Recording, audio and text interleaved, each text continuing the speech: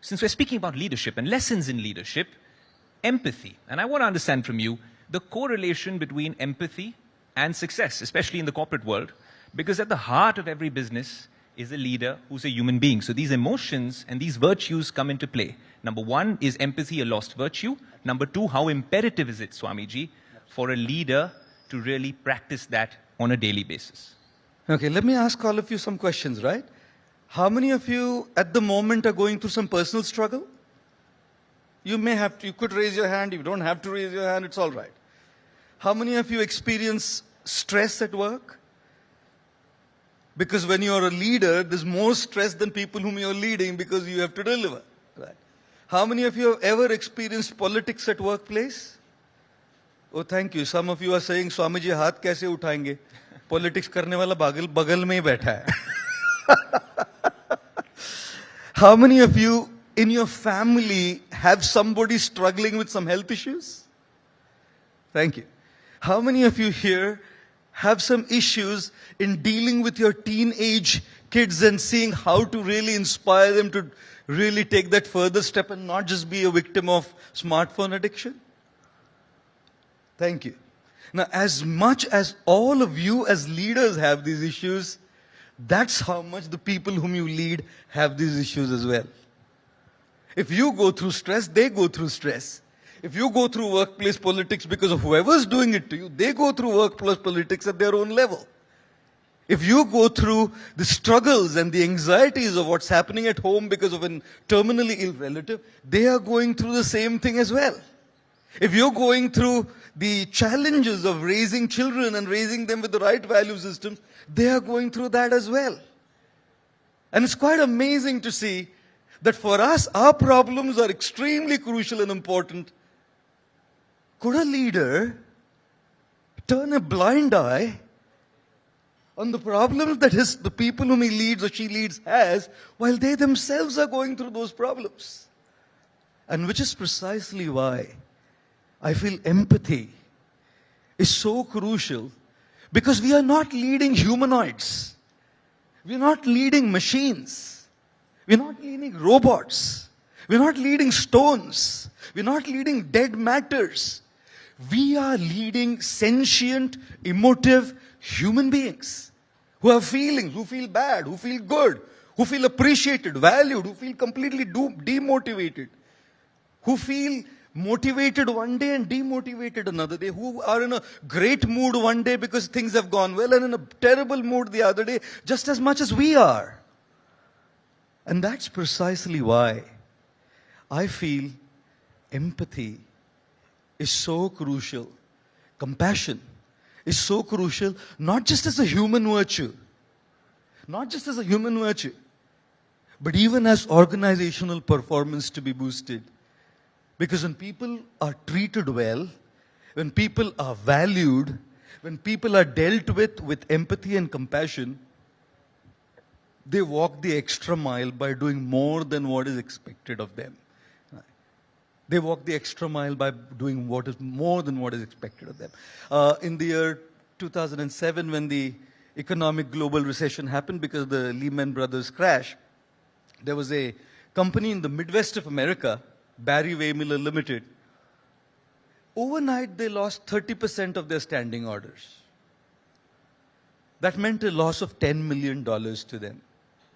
The then CEO, and since it's a CEO gathering here, the then CEO, Bob Chapman, called for a board meeting and asked all the board members, what do we do to recover this loss of 10 million? The obvious answer, layoffs. Layoffs. Bob Chapman spoke to the board and asked them, what if, okay, I'll ask you, what if you're having a financial crisis, would you lay off your wife? Some men are saying maybe. Also, okay, would you lay off your husband? Okay, let me take this controversial side aside. Okay, I'm doing financially not so well. Will I lay off my parents saying, sorry dad, sorry mom, you're having a problem. You see your way you manage because I don't have enough money. Will we lay off our children? No, we won't. Why? Because we consider them family. Empathy comes in when there is a sense of belonging and we say, this is my family. Bob Chapman said, well, we're not going to lay anybody off. He called for a meeting of everybody in the organization, came to the podium and said to his people, the first thing I want to assure you is that we are not sacking anybody out. And he made a statement.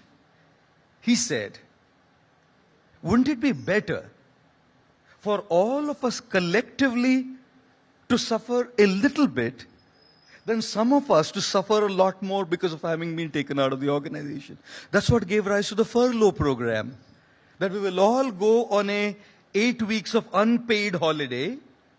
And if we all go on an 8 weeks of unpaid holiday, we will recover our $10 million. Empathy, compassion, that we don't want you to go through pain. You are the ones who've made us successful. You are the ones who brought us up. I had the strategy, I had the vision, I had the blueprint, but you were sweating it out. You were toiling it out to execute the vision that I provided. So your family. Guess what, ladies and gentlemen? This empathy, this sensitivity, this human compassion immediately boosted the morale up. And trust me, hand on my heart, in the modern era, what we need more than strategy is a morale. Where people don't cut corners. Where people feel a sense of belonging and a sense of commitment and dedication to the organization and the vision of the organization. Because when we have all the strategies in place, but if we don't have that morale of the people in place, this cutting corners. The morale went up. People in high-ranking positions started talking to people in lower-ranking positions saying, hey, look, I know you can't afford a 8 weeks holiday because you have a financial crunch at home. I'll take your 4 weeks and go on a 12 weeks so you could go only on a 4 weeks holiday. Relationships deepened, bondings deepened. 2007-8, when the whole world was in a soup, Barry Waymiller did not just recover their $10 million of losses. Barry Waymiller made a $10 million profit that year. At a time when everybody was going through trouble. Why? Because people were willing to give their blood, sweat and tears to somebody who cared. Which is why someone beautifully said, I don't care how much you know until I know how much you care. And therefore, it's not about leaders who just know. It's leaders who care. People are fed up of leaders who just know. We want leaders who don't just know, but who care. And when leaders care out of sensitivity, compassion, and empathy, it's not just a human virtue.